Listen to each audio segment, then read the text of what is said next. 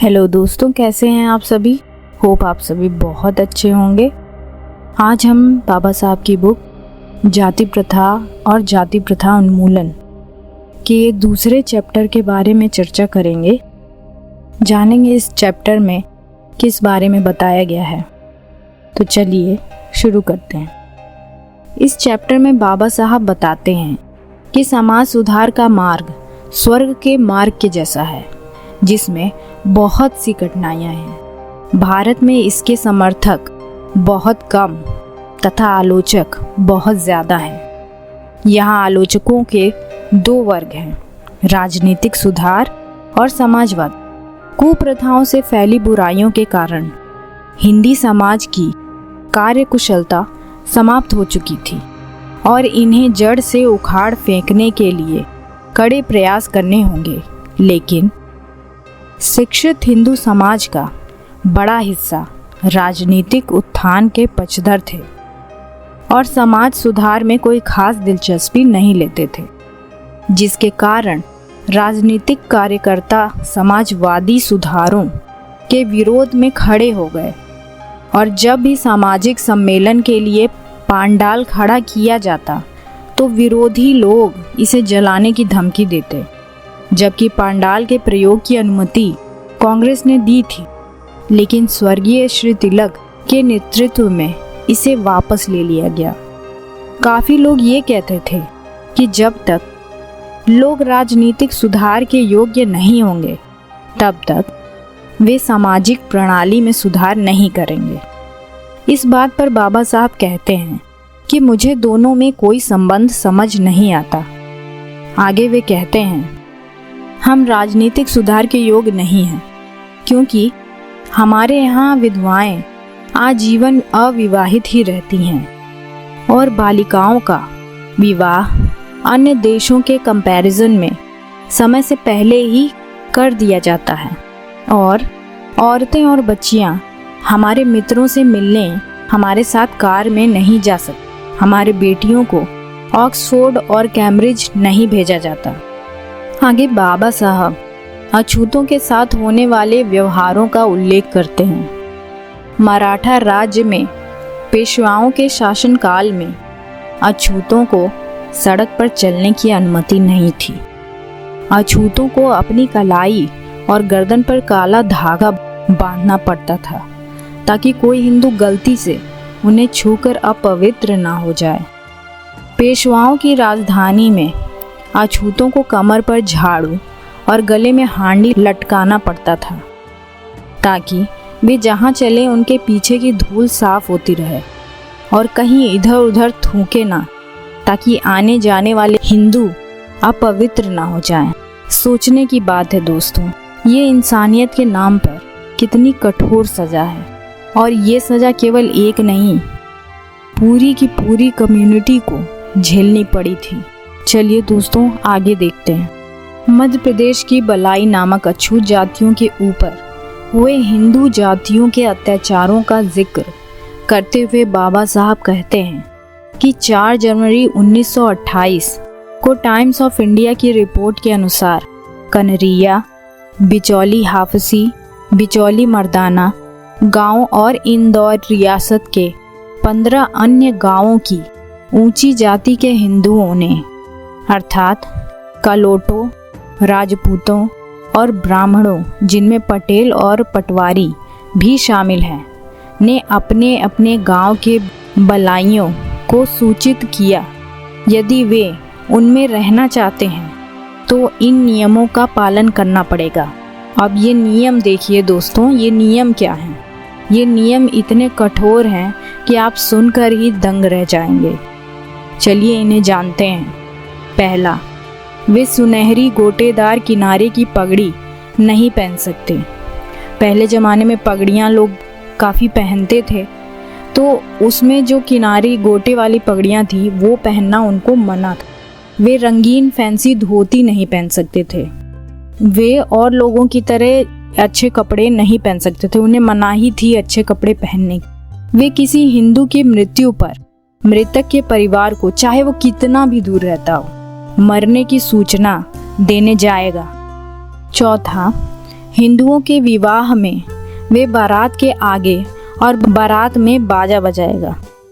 देखिए दोस्त, ये सारे कार्य उन्हें ज़बरदस्ती करने को कहा जा रहा है। अब बलाई स्त्रियों की बात करते हैं। बलाई स्त्रियां सोने चांदी के आभूषण नहीं पहन सकेंगी, फैंसी कपड़े भी नहीं पहनेंगी। आप तो जानते हैं औरतों को कितना शौक होता है नई नई चीज़ें पहनने का, अच्छे गहने, अच्छे कपड़े पहनने का। लेकिन उन्होंने ऐसा रूल लाया कि स्त्रियां सोने चांदी के आभूषण नहीं पहन सकती थी, फैंसी कपड़े भी नहीं पहन सकती थी। बलाई स्त्रियों को हिंदू स्त्रियों के प्रसव से संबंधित सभी मामलों में देखभाल करनी होगी। देखिए दोस्तों, ये कार्य हर कोई करना नहीं चाहता है, लेकिन वो चाहें या ना चाहें, उनको मजबूर करके यहाँ पर इन कार्यों को करवाने के लिए उन्हें ज़बरदस्ती कहा जा रहा है। वे किसी से पारिश्रमिक नहीं मांगेंगे। जो हिंदू खुशी से उन्हें देगा वो उन्हें लेना होगा। मतलब आप उनसे कोई भी काम करवाइए, जो मर्जी चाहे वो करवाइए, लेकिन उसके बदले उनसे कुछ मांग नहीं सकते हैं। जो वो देंगे वही आपको लेना होगा, कम हो ज़्यादा हो नहीं हो वही आपको लेना होगा। बताइए दोस्तों, अगर वे इसे स्वीकार नहीं करते तो उन्हें गांव छोड़कर जाना होगा। मतलब अगर ये सारी शर्तें वे नहीं मानते हैं तो वे इस गांव में रह भी नहीं सकते। उस गांव को छोड़ करके उन्हें मजबूरन वहाँ से जाना होगा। सोचिए, जहाँ पे लोग कितने समय से वहीं रह रहे होंगे और उनको वो जगह छोड़ करके अचानक से जाना पड़े, कितनी गलत बात है। अब देखिए आगे क्या होता है। बलाई लोगों ने इन नियमों को मानने से इनकार कर दिया तो हिंदुओं ने उनके विरुद्ध कार्रवाई की। गांव के कुएं से पानी भरने के लिए मनाही कर दी। उनके पशुओं को चराने के लिए भी मना कर दिया। हिंदुओं के खेत से गुजरने से भी मना कर दिया। अब मान लीजिए कि किसी बलाई का खेत हिंदुओं के खेत से होकर गुजरता है, तो वो कैसे अपने खेत में जाएगा या अपने खेत का काम कैसे करेगा? अब वो तो मनाही हो गई। दोस्तों, ये बड़ी सज़ा है।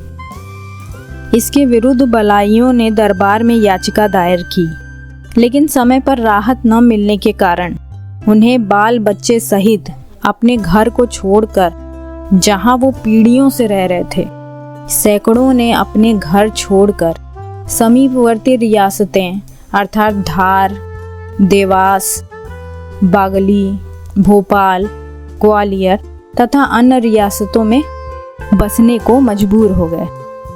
जब वहाँ पे लोगों ने उनका जीना दूभर कर दिया, किसी भी तरीके से रहना उनका मुश्किल हो गया, ना पीने को पानी, ना अपने जानवरों को चरा सकते थे, ना अपने खेतों में जा सकते थे, हर तरीके से बंदिशें लगा दी। तो मजबूर होकर के जब वे दरबार जाते भी हैं तो वहाँ पर उनकी याचिका सुनने में इतना समय लगा दिया गया कि मजबूर होकर के उनको अपना घर, जहाँ पे वो हमेशा से रह रहे थे, पीढ़ियों से रह रहे थे, उसको छोड़ना पड़ा। छोड़ करके उनको आगे बढ़ना पड़ा और दूसरी रियासतों में जा कर के बसना पड़े। दोस्तों, इस बुक में और भी घटनाओं के बारे में जिक्र किया गया है, उनको भी जानते हैं। गुजरात के कविठा की घटना के बारे में बताते हैं कि वहाँ के सरकारी स्कूलों में अछूतों को अपने बच्चे भेजने के लिए हिंदुओं ने मना कर दिया। तो इसके विरोध में अछूतों ने नागरिक अधिकारों का प्रयोग करने का साहस किया। इसके बाद तो उन्हें कई प्रकार के कष्टों का सामना करना पड़ा। अब सोचिए दोस्तों कि जो सरकारी संस्थान है, जहाँ पे सबको आज हम बराबरी का अधिकार हमको मिला हुआ है कि सारे बच्चे पढ़ सकते हैं, लेकिन उस ज़माने में अछूत बच्चों को साथ में पढ़ने की भी इजाज़त नहीं थी। और उसके बदले में उन्होंने बताइए कितनी यातनाएं दी होंगी अछूतों को।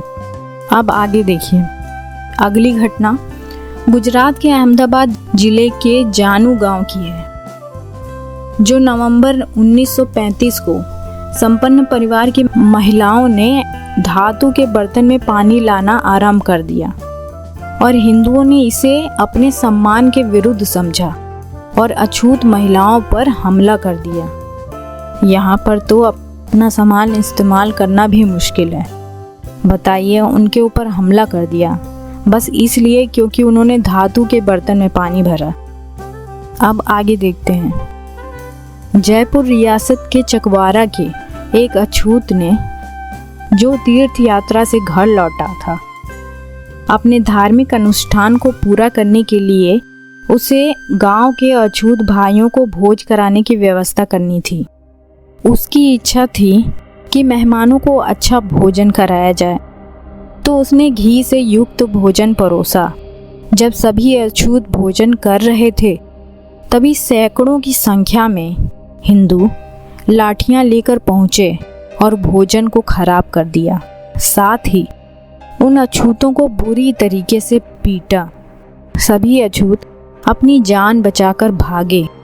हिंदुओं के अनुसार घी का प्रयोग अछूतों को नहीं करना चाहिए। ऐसा करना हिंदुओं के प्रति उद्दंडता है। यह घटना 1936 की है। देखिए दोस्तों, यहाँ पे कितने सारे अधिकारों से अछूतों को वंचित किया जा रहा है। ना वे अच्छा भोजन कर सकते हैं, ना वो एक ही स्कूल में बच्चों को भेज सकते हैं, ना ही उनकी महिलाएं धातु के बर्तनों में पानी ला सकती हैं। अब देखिए इसके बाद बाबा साहब क्या कहते हैं। इन घटनाओं पर बाबा साहब राजनीतिक प्रवृत्ति के हिंदुओं से पूछते हैं कि जब एक बहुत बड़े वर्ग को सार्वजनिक विद्यालय में पढ़ने नहीं दिया जाता, जब सार्वजनिक कुएं का प्रयोग नहीं करने दिया जाता, जब उन्हें आम सड़कों का प्रयोग नहीं करने दिया जाता, जब उन्हें आभूषण और वेशभूषा धारण नहीं करने दिया जाता, तो आप बताइए कि क्या आप राजनीतिक सत्ता के योग्य हैं? प्रत्येक कांग्रेसी जो श्री मिल के सिद्धांत को मानता है कि एक देश दूसरे देश पर शासन करने योग्य नहीं है, तो इस बात को भी स्वीकार करना होगा कि एक वर्ग दूसरे वर्ग पर भी शासन करने के योग्य नहीं है। इतिहास गवाह है कि मन और आत्मा की मुक्ति ही जनता के राजनीतिक विस्तार के लिए पहली सीढ़ी है। इसे ऐसे समझते हैं, ऑल्स्टर और दक्षिणी आयरलैंड के बीच एक सामाजिक समस्या थी। कैथोलिकों और प्रोटेस्टेंटों के बीच ये समस्या निश्चित रूप से जातिगत थी, जिसने वहाँ पर राजनीतिक समस्या को हल नहीं होने दिया। यहाँ पे समझना होगा कि एक सामाजिक समस्या की वजह से राजनीतिक समस्या का कोई हल नहीं निकल पा रहा है, यानी कि सामाजिक समस्या को हल किए बिना राजनीतिक समस्या को हल नहीं किया जा सकता। अब आगे देखते हैं। ऐसा नहीं है कि एक दूसरे पर पड़ने वाले प्रभाव सीमित हैं। इतिहास गवाह है कि राजनीतिक क्रांतियां हमेशा सामाजिक और धार्मिक क्रांतियों के बाद हुई हैं। लूथर द्वारा आरंभ किया गया धार्मिक सुधार यूरोप के लोगों की राजनीतिक मुक्ति का अग्रदूत था। मतलब लूथर किंग ने जो धार्मिक सुधार का आंदोलन स्टार्ट किया था, उसके बाद ही वहाँ के लोगों की राजनीतिक मुक्ति हुई। इंग्लैंड में प्यूरिटनवाद के कारण राजनीतिक स्वतंत्रता की स्थापना हुई और प्यूरिटनवाद के नए विश्व की स्थापना हुई। प्यूरिटनवाद ने ही अमेरिकी स्वतंत्रता संग्राम को जीता, जबकि यह एक धार्मिक आंदोलन था। सत्ता बनाने से पहले पैगंबर मोहम्मद साहब को भी धार्मिक क्रांति से गुजरना पड़ा था। चंद्रगुप्त मौर्य द्वारा संचालित राजनीतिक क्रांति से पहले भगवान बुद्ध की धार्मिक और सामाजिक क्रांति हुई थी। सिखों की राजनीतिक क्रांति से पहले गुरु नानक की धार्मिक और सामाजिक क्रांति हुई थी। इससे पता चलता है कि राजनीतिक विकास से पहले मन और आत्मा की मुक्ति कितनी ज़रूरी है। दोस्तों, उम्मीद करती हूँ कि आपको काफ़ी सारी जानकारी मिली होगी अपने इतिहास से संबंधित। आज भी ऐसी चीज़ें हैं, ऐसा नहीं कह रही हूँ मैं, लेकिन इस बुक में कई चीज़ें उजागर की गई हैं। इसको जानना हमारे लिए बहुत ज़रूरी है। इसी के साथ मैं इस वीडियो का अंत करती हूँ। दोस्तों, अगर आपको वीडियो पसंद आ रहा है तो प्लीज़ इसे लाइक एंड शेयर ज़रूर करिए। इससे मुझे मोटिवेशन मिलेगा और मैं अगले वीडियो पे और बेहतर तरीके से काम करने की कोशिश करती रहूँगी। तब तक के लिए धन्यवाद और अगला वीडियो मैं जल्द ही लेकर आऊँगी। तब तक आप भी कुछ नया सीखते रहिए।